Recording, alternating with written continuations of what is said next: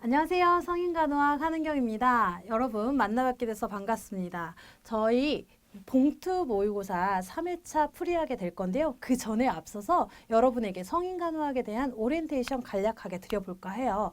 성인간호학 몇 문제 출제되는 거야? 몇 개 맞아야 돼? 그럼 전체 점수 몇 개야? 이런 것들에 대해서 간략하게 설명드리고 성인간호학 공부 어떻게 하면 좋을지 설명드리겠습니다.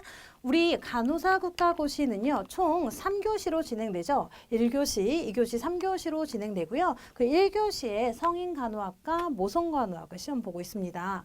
성인간호학은 다른 과목에 비해서 양이 굉장히 많죠. 굉장히 방대한 양이에요. 우리 책 보면요, 이렇게 두꺼운 책, 맞으면 흉기로도 쓸 수 있는 그런 책을 2권씩이나 배우잖아요. 우리 학부 과정에서 보통 막 2년씩 배우는 게 성인간호학이잖아요. 그러다 보니까 양이 많다 보니 상대적으로 문항수도 많습니다. 그래서 보통 다 35개 정도로 진행이 되는데 이 성인간호학 문제는 70문제로 진행이 되고 있습니다. 그래서 이 성인간호학은요, 전체 295문제 중에서 295문제 중에 70문제를 차지하고 있고, 그럼 배점은 어떻게 되냐? 한 문항당 1점을 배점하고 있어서 70점 만점이 되겠습니다. 70문제니까요. 그래서 70점 중에서 얼마 이상을 맞아야지 꽈락을 피할 수 있어? 얼마 이상? 40% 이상 맞아야지 꽈락 피한대. 그럼 40% 이상이 몇 점인데 28점 이상 맞아야지 꽈락을 피할 수 있대.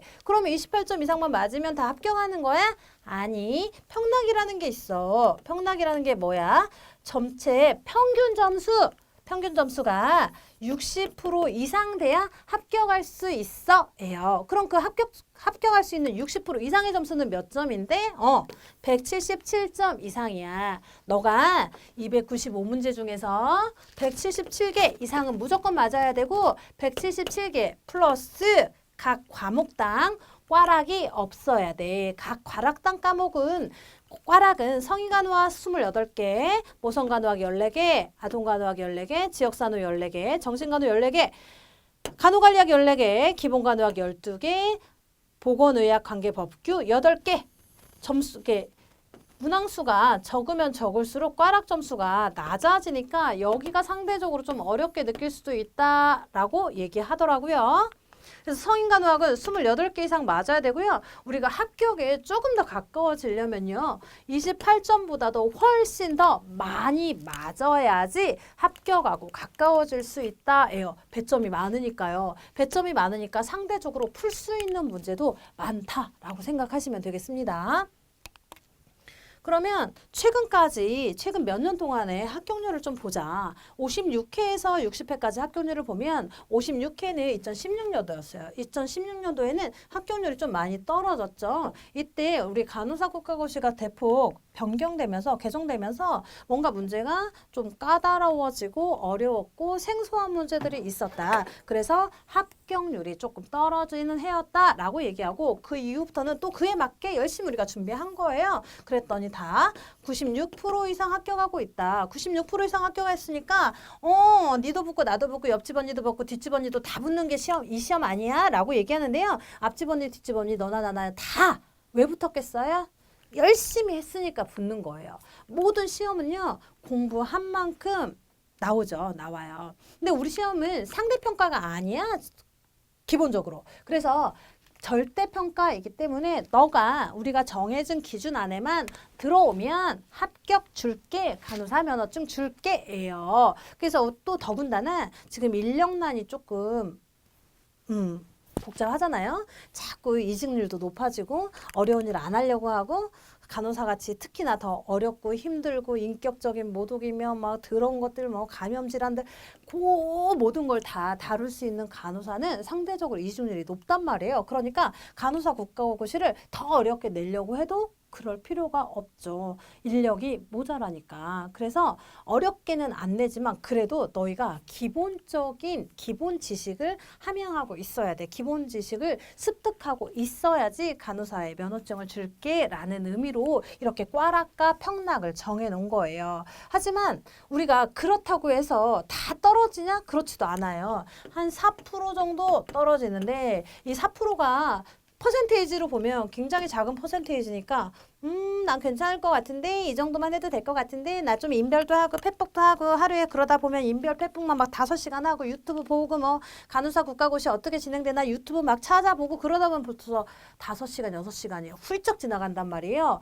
그거는 안 돼요. 안 돼. 이제 우리 시험 거의 막 제 영상을 보실 때쯤이면 보통 한 4, 50일 뭐 짧게는 30일 정도 남아있을 텐데 그거 볼 시간 없어요, 여러분. 보지 뭐 그런 거 잠깐 멀리 하시고요. 우리 이거에 집중하실게요. 그래야지 4% 안에 안 들어갑니다. 4% 숫자가 따지면요. 800명 이상이에요. 4%라고 하면 나 아닐 것 같은데 인데 800명이라고 하면 어때요? 내가 여기 들어갈 수도 있을 것 같죠? 그러니까 여러분 너무 쉽게 생각하지 마시고 꾸준히 열심히 마지막까지 열심히 하시길 바랍니다. 그래서 난이도를 보자. 성인간호학의 난이도를 좀 보면요. 난이도라고 하는 것은 무슨 얘기를 하는 거냐면 정답률을 얘기해요. 정답률. 난이도가 낮았다. 그 얘기는 정답률이 낮았다. 난이도가 높았다라고 얘기하는 건 정답률이 높다라고 얘기할 수가 있겠죠. 그래서 좀 난이도를 보자면요. 56K는 72.5%. 어디가 제일 낮았죠? 그죠? 56회 2016년도가 가장 난이도가 낮았다. 그러니까 정답률이 낮았다라고 얘기하고요. 그 다음에 어디가 제일 높았어? 60회 때 79.2%나 될 정도로 정답률이 높았다라고 얘기해요. 여러분들 다행히도 뭐냐면 성인간호학은 배점이 많고 양이 방대하다 보니까 오래전부터 준비하는 친구들이 많아요. 그래서 성인간호학은 꽈락이 없는 과목이다 라고 생각하셔도 무난해요. 그만큼 열심히 준비하는 과목이에요. 성인간호학이. 그러니까 여러분들도 성인간호학 꽈락 나오는 과목 아니래. 그냥 대충 해도 되는 거 아니야? 그건 아니에요. 그만큼 열심히 하셨다는 얘기고 열심히 하시란 말씀이에요. 성인간호학에서 꽈락 나왔다? 드릴 말씀이 없네요. 그러면 지금 계속 출제되는 경향들을 보면 누구나 맞출 수 있는 80%에서 100% 정도로 난이도가 높은 문제는 몇 문제 정도 출제돼? 42문제예요. 42문제. 우리가 꽈락 28개 이상만 맞으면 된다고 했는데 누구나 풀 수 있는 80% 이상에서 풀 수 있는 문제를 42문제나 된대요. 그러니까 여기에만 맞아도 이것만 다 맞아도 합격에는 크게 지장이 없을 거다. 그런데 내가 무난하게 합격하고 싶다. 편하게 합격하고 싶다. 이면 60%에서 80% 정도 맞출 수 있는 중위권 문제. 중위권 문제도 16문제나 되니까 여기만 맞춰도 벌써 58문제예요. 이 성인간호학이요. 합격한 친구들의 얘기를 들어보면 보통 몇 점 맞았어? 그러면 보통 58개에서 60개 정도가 평균이다라고 얘기하고요. 잘 본 친구들 60개 이상씩 맞고 있죠. 그래서 보통 요 정도는 우리가 맞아야 되고 요 정도 문제는 공부한 친구들이면 맞을 수 있어요. 12문제 열심히 한 친구들이요. 하루에 막 조금씩만 자고 정말 한 공부 또 하고 그런 친구들 12개 맞을 수 있지만 우리는 합격을 목표로 하니까 밑에 있는 거 무조건 맞추자예요. 그러면 출제 범위는 어떻게 되냐? 1에서 4챕터까지 나눌 수 있고요. 안전과 안위, 영양과 대사 배설, 활동 휴식, 인지 조절 감각 여기에서 나오고 강론으로 나가면 요 정도로 나올 수 있는데요. 어우, 굉장히 간단한데요? 우리 책이 이렇게 두껍고 흉기로도 쓰일 수 있는데 완전 간단하네. 시험 간단하게 나오는 거 아니야? 오해예요, 여러분. 오해입니다.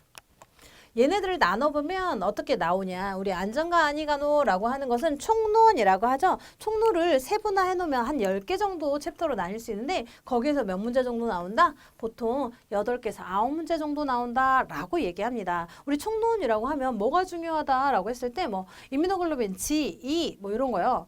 그 면역에 관련된 것들, 즉시형이냐, 지연형이냐, 면역 반응 뭐야? 이런 거 물어보는 거. 암 치료, 수술 전후 간호 이런 거 어떻게 할 거야? 통증 있을 때 무슨 간호 해줄 거야? 뭐 이런 것들이요. 그런 것들을 총론이다라고 얘기하고요. 총론에서 한 해도 빠짐없이 나오는 문제가 항암 치료할 때 뭐에 어떻게 간호 중재 해줄 거야? 이런 거 꼭 물어보죠. 그런 것들이 중요하고요.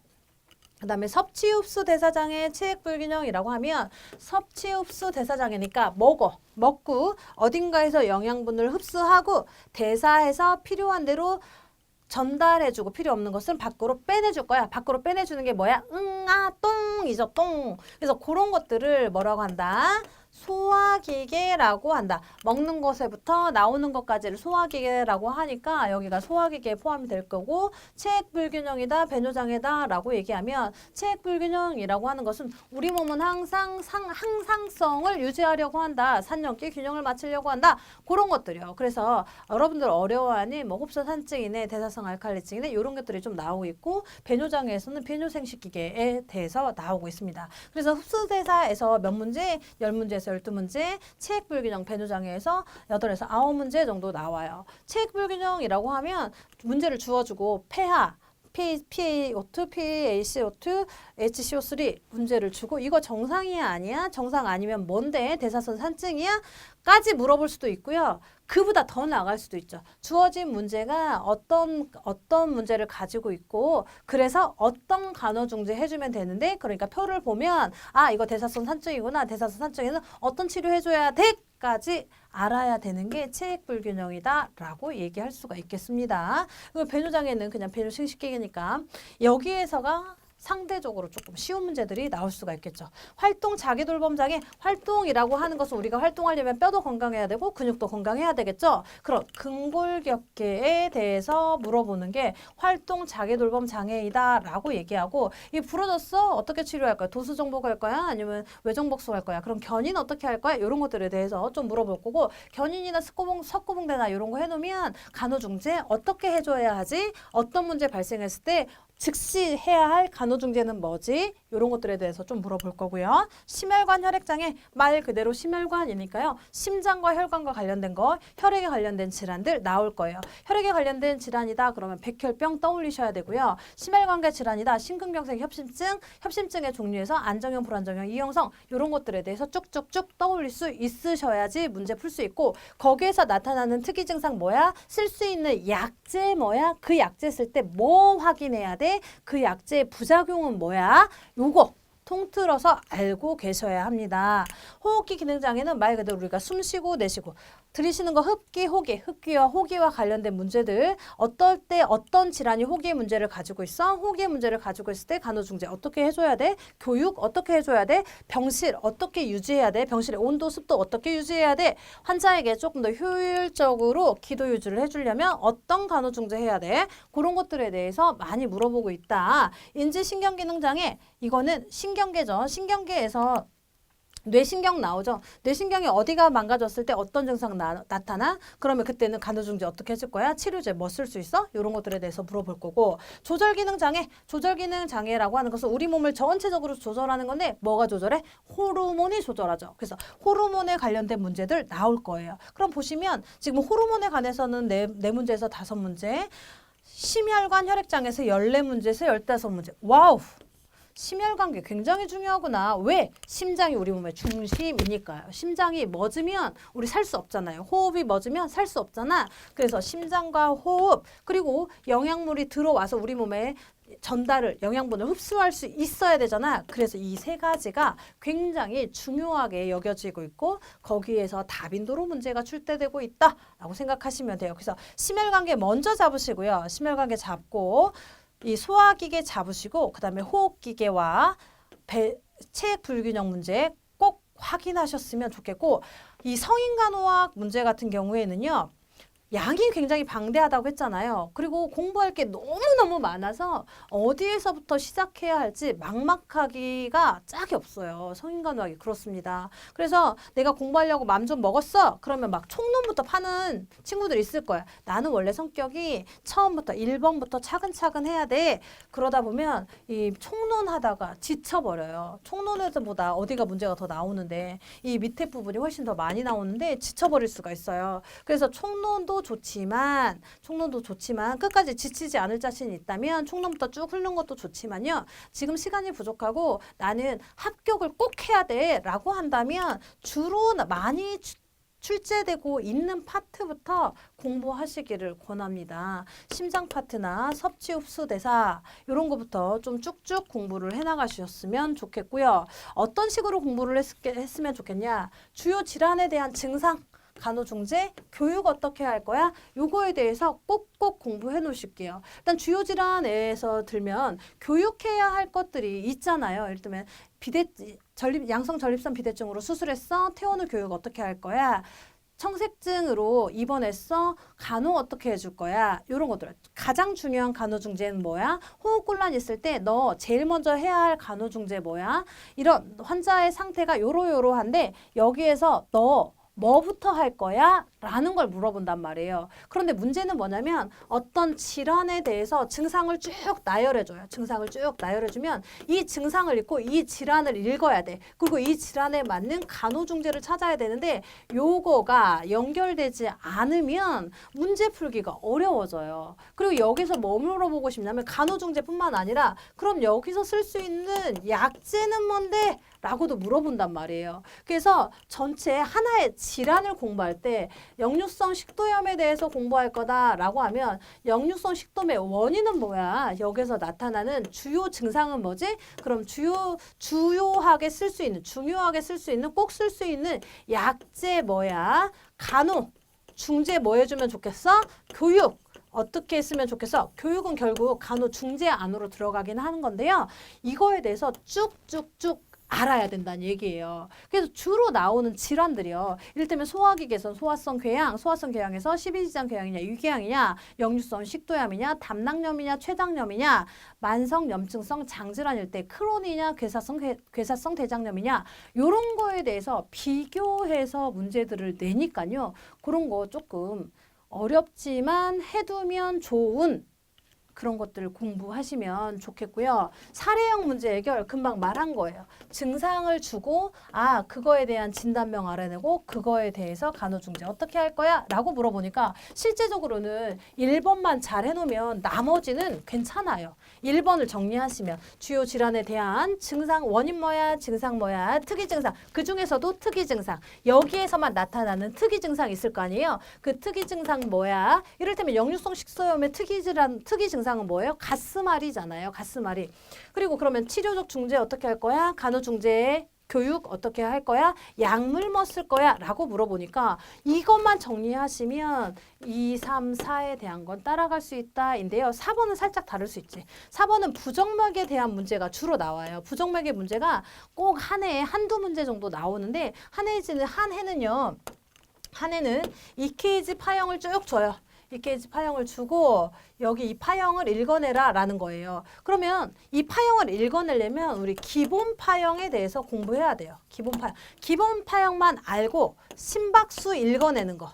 심박동수가 몇 회인지 이거 두 개만 알면요. 사실 심전도 풀 수 있어요. 피파 어디서부터 시작해? QRS파 어디서 시작해? QRS는 뭐와 관련돼 있어? 피파는 뭐와 관련돼 있어? 이런 것들만 알아도 문제 풀 수 있고요. 여기에서 플러스해야 되는 게 뭐냐면 그래 내가 파형도 읽었어. 심박동수도 읽었어. 그래서 무슨 문제라는 것까지 알았어? 그러면 중재 뭐 해줄 거야? 이것까지 공부하셔야 된다는 얘기예요. 이렇게 얘기로 들으면 굉장히 어려울 것 같지만 여러분 성인간호학은요. 여러분이 어느 임상으로 나가든 어느 분야로 가서 일을 하던 간에 꼭 필요한 분야예요. 성인간호학은. 그래서 미리미리 준비해 두신다. 미리미리 공부해 두신다 생각하시고 좀 꼼꼼히 공부하실 걸 바라고요. 제가 권하는 방법은 어떤 거냐면 이 출제 범위에 대해서 출제 범위를 프린트할 수 있으면 하나 프린트하세요. 프린트하셔서 섭취흡수 대사 장애는 뭐 어떤 게 포함되지라고 해서 장가지치기 하세요. 장가지치기해서 리마인드 하세요. 내가 어디까지 알고 있고 어디까지 모르는지 꼭꼭 정리하시길 바래요. 저희 봉투 모의고사 굉장히 잘 돼 있어요. 그래서 모의고사 풀어보면서 내가 뭘 모르고 뭘 아는지에 대해서 정확히 정리하시고요. 모의고사 풀고 나서 끝 아니에요. 나 점수 200개 나왔구나. 나 잘할 수 있어. 끝 아니고요. 그 모의고사 풀고 나서 하루에 한두 시간 정도는 어떻게 하셔야 되냐면 하루에 한두 시간은 각 과목별로 요거 뽑아요. 요거 출제 범위를 쭉 뽑고 거기에 대해서 중분류를 제가 나누고요. 중분류를 내가 써. 그리고 중분류에서 다시 소분류 써가는 거예요. 그리고 내 마음속으로 중얼중얼 여기에 뭐 있었지 중얼해서 기억 자꾸 시켜야 돼. 리마인드 시켜야지 시험 볼 때 긴장하지 않고 고득점 고득점까지 아니어도 합격할 수 있는 선에 무난하게 오를 수가 있습니다. 여러분 얼마 남지 않은 시간 동안 최선을 다하시길 바랍니다. 간호사 면허증을 따시면요. 뭐 간호사만 하는 거 아니야 라고 얘기할 수 있겠지만 정말 많은 분야로 진출할 수가 있습니다. 저도 굉장히 많은 다양한 직종들을 거쳐왔거든요. 그러니까 여러분들도 난 간호사 안 할 건데 라고 하지 마시고요. 간호사 안 해도 돼요. 다른 직종이 굉장히 많다니까. 그래서 무조건 합격한다 라고 생각하시는 마음으로 공부하시길 바랍니다. 여러분 끝까지 최선을 다하시고요. 여러분들의 합격을 기원합니다. 수고하셨습니다.